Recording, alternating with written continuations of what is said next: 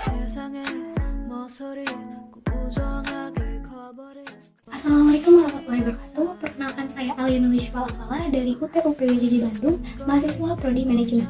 Dan di sini saya akan mempresentasikan diskusi pertemuan keempat, yaitu tentang membuat karangan struktur atau gagasan topik dari sebuah judul yang bertemakan COVID-19. Nah, di sini saya sudah membuat beberapa tulisan mengenai sebuah karangan atau kerangka gagasan topik ya. Karena kerangka gagasan itu berkaitan dengan susunan dan hubungan setiap gagasan yang akan menjadi pembahasan atau yang akan disampaikan nantinya. Dan inilah contoh kerangka topik yang sudah saya buat. Yang pertama ada judulnya adalah pengaruh psikomatik terhadap COVID-19. Yang kedua adalah konteks. Konteksnya di sini saya memberikan contoh, yaitu sebagai sambutan perwakilan kepemudaan di perumahan Nuansa Junti Residen. Terus di sini akan ada pembukaan yang berupa salam pembuka, pujian atau sholawat, dan juga sapaan kehormatan untuk hadirin yang akan hadir nantinya. Dan tidak lupa pula untuk menambahkan isi, dan itu adalah hal yang paling penting ya dalam penyampaian atau keterampilan berbicara. Isinya saya memaparkan apa itu COVID-19 dan juga psikomatik, gejala psikomatik, membedakan antara apa itu COVID-19, apa itu psikomatik, dan juga pencegahan terhadap psikomatik tadi.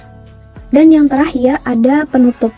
Saya isikan penutup dengan simpulan, ucapan terima kasih dan maaf kepada para hadirin, dan juga salam penutup.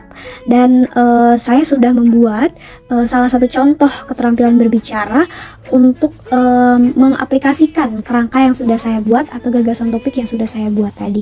Ini contohnya, selamat menyimak. Baik, Assalamualaikum warahmatullahi wabarakatuh. Puji dan syukur marilah kita panjatkan kehadirat Ilahi Robbi yang telah memberikan rahmat dan hidayahnya serta karunia-Nya yang sudah mempertemukan kita dalam acara yang sangat berbahagia ini, yaitu acara peringatan Hari Mental Nuansa Junti Residen di tahun 2022. Di sini saya selaku perwakilan dari kepemudaan Nuansa Junti Residen ingin mengaturkan terima kasih banyak kepada semua yang sudah hadir dan menyempatkan waktunya. Salawat serta salam marilah kita curah limpahkan kepada junjungan besar Nabi Muhammad SAW, kepada para sahabatnya, kepada para keluarganya, dan juga kepada kita selaku umatnya hingga akhir zaman. Amin. Yang saya hormati Bapak Ketua Paguyuban Nuansa Junti Residen, yang saya hormati pula Bapak Wakil Ketua Paguyuban Nuansa Junti Residen, yaitu Bapak Uus Nurudin SE dan Bapak Wilayah, dan yang saya hormati pula Kak Kevin juga selaku Ketua Kepemudaan Nuansa Junti Residen. Di sini saya ingin memaparkan sedikit tentang apa itu kesehatan mental yang memang berkaitan dengan COVID-19. Karena maraknya sekarang yaitu penyebaran COVID-19 yang semakin meluas, yang tidak terkendali, yang akan membuat kita semakin cemas. Apa itu penyakit psikis yang bisa mempengaruhi kita dari COVID-19 tadi. COVID-19 ini merupakan coronavirus disease di tahun 2019 yang pertama kali muncul di negara Cina, yaitu tepatnya kota Wuhan. Nah, di COVID-19 ini merupakan salah satu pandemi terbesar sepanjang sejarah ya, karena memang terakhir itu ada pandemi SARS di negara lain, tetapi itu tidak menyebar ke negara yang banyak, sedangkan COVID-19 ini menyebar hingga 141 negara, dan ini adalah salah satu menurut saya ini adalah salah satu duka yang sangat mendalam untuk seluruh negara-negara di dunia ini. Nah, karena sudah tahu nih apa itu COVID-19. Nah, COVID-19 tadi kan adalah sebuah penyakit ya yang menular karena virus dari hewan.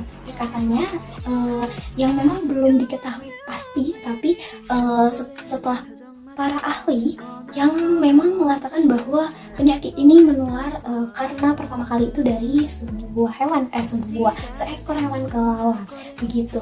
Nah, setelah dari kelelawar mungkin ada manusia di Wuhan yang memakan kelelawar, yang kelelawar itu memiliki virus corona tadi, dan akhirnya tertular dari manusia ke manusia lainnya, karena memang penyakit ini katanya menular gitu. Namun yang menarik lainnya itu bukan hanya penyakit fisik, tetapi penyakit psikis. Ada juga yang mengatakan bahwa ada sebagian orang di dunia ini, bahkan di Indonesia juga, mengalami COVID-19 tetapi dia tidak bergejala berkepanjangan gitu, karena sebenarnya itu bukan merupakan penyakit COVID-19 atau fisik tersebut tidak terkena virus COVID-19, namun dia terkena psikomatik. Psikomatik itu merupakan sebuah gejala psikis yang memang dimana tubuh kita merespon kurang baik atau kurang adaptasi terhadap apa yang diterima ke dalam tubuh kita.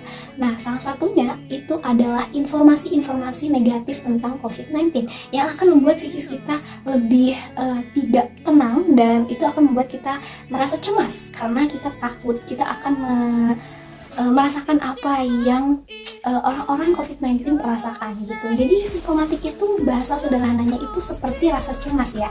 Jadi dia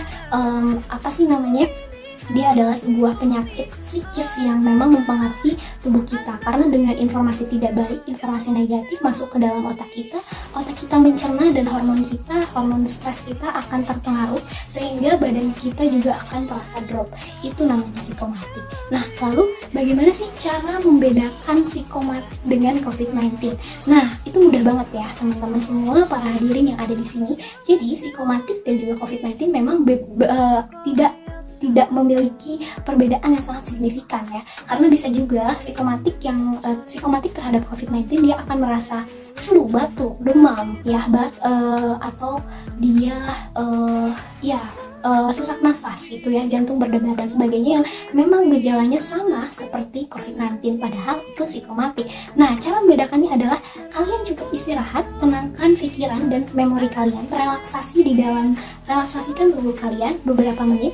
Kalau misalnya memang kalian sembuh atau kalian sehat kembali, itu jadi psikomatik dengan COVID-19 itu berbeda. Namun psikomatik terhadap COVID-19 itu gejalanya hampir sama, hampir mirip ya, sesak nafas, batuk, demam, pusing, mual, ya seperti gejala-gejala COVID-19, tetapi sebenarnya itu adalah psikomatik terhadap COVID-19.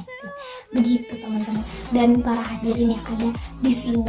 Jadi ibu bapak, bagaimana sih cara mencegah psikomatik ini agar tidak terjadi, agar terhindar atau meminimalisir adanya psikomatik di dalam tubuh kita atau keluarga kita? Yang pertama adalah kenali diri sendiri.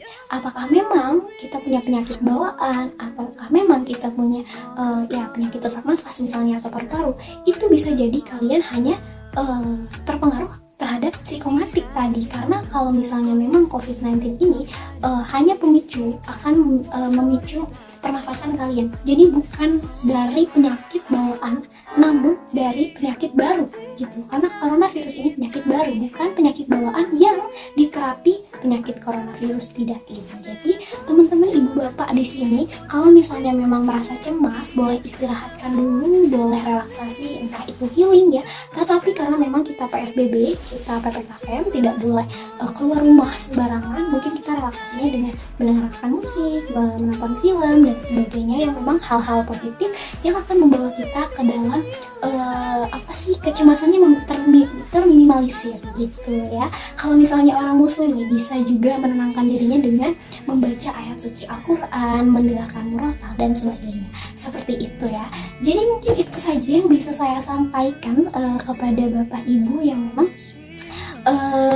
penyampaian ini mungkin sebagai pengantar saja ya, pengantar dari acara ini. Semoga acara ini bisa berjalan dengan lancar seperti bagaimana kita inginkan ya.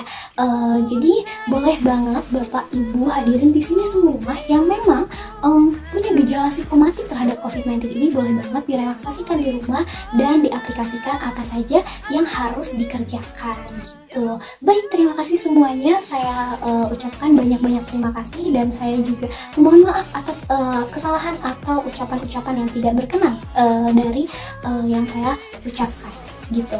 Sekian dari saya, terima kasih. Wassalamualaikum warahmatullahi wabarakatuh.